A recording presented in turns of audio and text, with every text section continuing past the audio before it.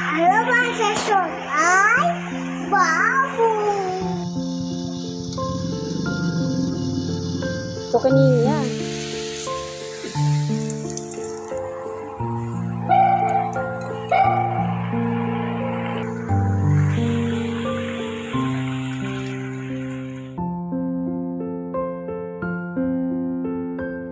Hello everyone, welcome back to our channel. আমি সুজাতা। প্রতিদিনের মতোই ডেলি ব্লগ নিয়ে হাজির হয়ে গেছি আপনাদের সামনে। আশা করছি সবাই খুব ভালো আছেন, আমরাও খুব ভালো আছি। সকাল সকাল টাকা নিয়ে বেরিয়ে পড়েছি। চলুন তাহলে একটু আমাদের মন্দিরটির মা কালীর সাথে দর্শন করিয়ে দিই। আমিও একটু নমস্কার করে নিলাম। সকালবেলা যেহেতু স্নান হয়ে গেছে তো বেরিয়ে পড়েছি। গেটটা চলুন তাহলে খুলি। আজকে না চিরঞ্জিতের এ শিফট ডিউটি, সুতরাং ও সকাল সকাল বেরিয়ে গেছে অফিসে 8টার সময় চা খেয়ে। ও বললো আমি আর ব্রেকফাস্ট করতে আসবো না, তুমি রান্নাবান্না যা করবে করে নাও। তো ওকে তো এত বিজি, ওর জন্য ব্রেকফাস্ট করতে আসবে না সকালে টিফিনে। সুতরাং আমি ওকে বারবার ফোন করে ডিস্টার্বও করা যাবে না, তাই আমি ঠিক করলাম তাহলে আমি যাই দোকান থেকে কিছু নিয়ে আসি। তো দোকানে যাওয়ার পথে না একটা গাছে না মাধবীলতা খুব সুন্দরভাবে ফুল ফুটেছে। চলুন তাহলে দেখাই।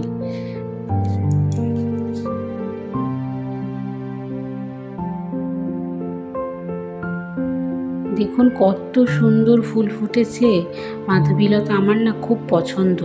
সন্ধেবেলা না আমি মাধবীলতার না এত ভালো গন্ধ বেরোয় না, মনটা পুরো ভালো হয়ে যায়। দোকানে চলে এসেছি। পাশের দোকান থেকে নেওয়ার কথা ছিল ডিম, পাশের দোকান তো বন্ধ। তারপর দেখছি না এই মাংসের দোকানে না টমেটো, পেঁয়াজ, রসুন, আদা সব পাওয়া যাচ্ছে, লঙ্কা, কাঁচা লঙ্কা পর্যন্ত। আমি বললাম তোরা আবার কবে থেকে এইসব রাখছিস। তারপর ডিম দেখে ডিম নিয়ে সোজা বাড়ি চলে এলাম। দোকান থেকে তো ডিম নিয়ে চলে এলাম, ডিমগুলো কি করব ভাবছিলাম। যাই হোক, ডিমগুলো তো আগে সিদ্ধ তো বসাই, এর সাথে কটা আলুও দিয়ে দেবো। আর ঘরে কচু আছে, আমাদের ঘরে সবসময় কচুর সিজনে না সবসময় অ্যাভেলেবেল কচু পাওয়া যায়। চিরঞ্জিত ভালোবাসে, বাজার গেলেই শুধু কচু দেখতে পায়। ও কচু 1 কেজি নিয়েই আসবে।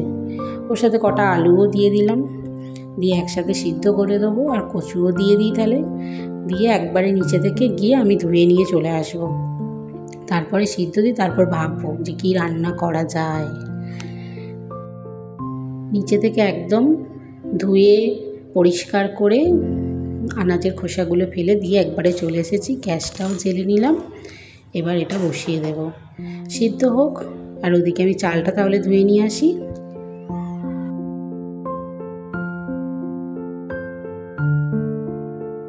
চাল ধুয়ে নিয়ে চলে এসেছি নিচে থেকে। আর এদিকে সোনার যে দুধ নিয়ে 1 পকোড়েরও, সেটা গরম হয়ে গেছে, নামিয়ে দেব। নামিয়ে দিয়ে ভাতটাও বসিয়ে দেব। তাহলে এবার ভাতটা বসিয়ে দিলাম, আর ভাতটা হতে থাক এদিকে। আর গ্যাসে ওদিকে কচু, আলু আর ডিমটাও সিদ্ধ বসিয়ে দিয়ে সেটা ফুটছে। আর এদিকে দেখি ঝমঝমিয়ে বৃষ্টি। ও মা কী কাণ্ড! ছাদের মধ্যে তো 1 কাঁধা জামা কাপড়। আমি তো তড়িঘড়ি করে যাবো ভাবলাম, কিন্তু তো আমি আর গেলাম না, কারণ বৃষ্টিতে ভিজে যাব। তার জন্য একটু বৃষ্টি দেখলাম দাঁড়িয়ে দাঁড়িয়ে। আর এদিকে সোনা, আমার সোনা কী করেছে দেখো, পুরো খাটে না ও দাদা এগুলো কিনে দিয়েছে। সকাল সকাল না দাদার সাথে দোকানে গেছিলো, এইসব নিয়ে এসেছে। আর এইসব পুরো একদম খাটের মধ্যে ছড়াছড়ি করেছে। এগুলো তাহলে গুছিয়ে ভালো ঠিকঠাক মতো জায়গায় রেখে দিই। সত্যি কথা বলতে কি না, বিয়ের আগে না আমি এক গ্লাস জল গড়িয়ে পর্যন্ত ঠিকঠাক করে খেতে পারতাম না। সব ব্যাপারে মা কাকিমাদের খুঁজতাম। এখন না বিয়ের পর না সব মোটামুটি শিখে গেছি, তড়িঘড়ি করে কী করে কাজ করতে হয়। এই যে আলু ডিম একসাথে সিদ্ধ বসিয়ে দিলাম, কি রান্না করব ভাবতে পারছিলাম না। এখন চট করে মাথায় এলো যে তাহলে আগের দিনের মাংসের ঝোল যেহেতু আছে, ডিম দিয়ে আলু দিয়ে মাংসের ঝোল করে নেব। বেঁচে যাওয়া মাংসের ঝোল থাকে না, আমরা ওটা কি করি, আমরা তো কিছু না কিছু খেয়ে নিই, কিছু না কিছু ওর মধ্যে সবজি দিয়ে সেটাই করি। আমাদের মতো গৃহিণীরা কি করে, একদিনের বাজার যদি সেভ করতে পারি অনেকটা লাভ না। আমরা তো মধ্যবিত্ত ফ্যামিলির থেকে বিলং করি। তাই ডিমটাকে প্রথমে কি করব, ডিমটাকে ভেজেই নিলাম। ভেজে নিয়ে ওর সাথে না এক সাইড করে ডিম দিয়ে দিলাম, আর এক সাইড তাহলে কি হলো, গ্যাসটা তো আমার বাঁচলো কিছুটা হলেও। তাহলে ভাজতে থাকি। দেখুন আলু ওই যে নুন হলুদটা মাখিয়েছিলাম না ডিমটার মধ্যে, ওই নুন হলুদের মধ্যেই মাখে, তাহলে নুন হলুদও বাঁচলো আমার। তো একদিনে এরকম করে শেভ করে কাজ করলে না অনেকটাই আমাদের রেহাই। তো কথায় আছে না, সংসার সুখের হয় রমণীর গুণে। কিছু কিছু রমণীদের গুণ থাকলেও সেই গুণ মানে শ্বশুরবাড়ি থেকে বলুন বা কি আশেপাশের লোকেদের থেকে তাদের গুণ পরিচয় হয় না। সেই জানে, সেই সব গৃহিণীরাই জানে যে আমি কি করি না করি। সুতরাং আমি আমারটা করি, কর্মফল করে যাই, ভগবান দেখে নেবে আমারটা। আমি এই যে ডিম ধরুন এর মধ্যে দিয়ে দেবো, কী করতাম, অনেকে কী করে যে বাসি খাবার ফেলে দেবো, আমি সেটা করি না। বাসি খাবার যদি ডাল থাকে ডালটাকে শুকিয়ে দিই, শুকনো করে সেটাতে পেঁয়াজ লঙ্কা কাঁচা লঙ্কা মেখে আমরা ভর্তা বানিয়ে খেয়ে নিই। এরকম করে আমরা করি, কোনো খাবার ফেলনা করি না। যদি ধরুন এক একদিন আমি কি করি, খোসাটা থাকে না, খোসাটা বেটেও আমি ভর্তা বানিয়ে নিই। কোনো কিছু ফেলনা করতে নিই। সব কিছু জিনিস ঈশ্বর প্রদত্ত জিনিস, যেগুলো ধরুন টাকা পয়সা দিয়ে আমরা নিয়ে আসি না, সেগুলো সেভ করে কাজ করার চেষ্টা করি।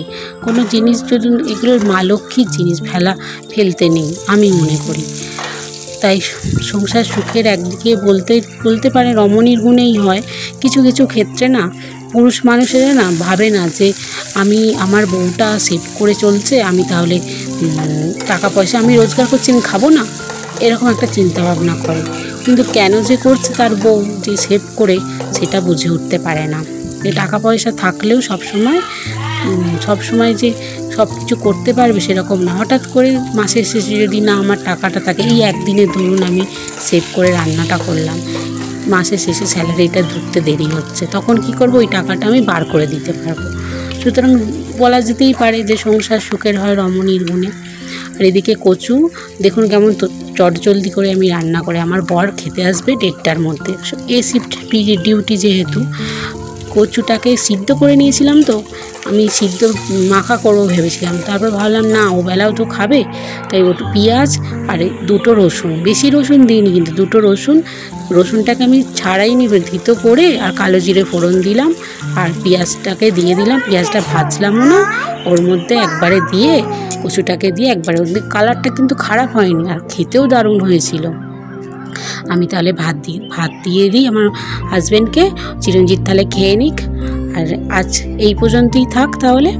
নেক্সট ব্লগে আবার আপনাদের সাথে দেখা হচ্ছে। তো টিল দেন বাই বাই, ভালো থাকবেন, আবার আপনাদের সাথে দেখা হবে।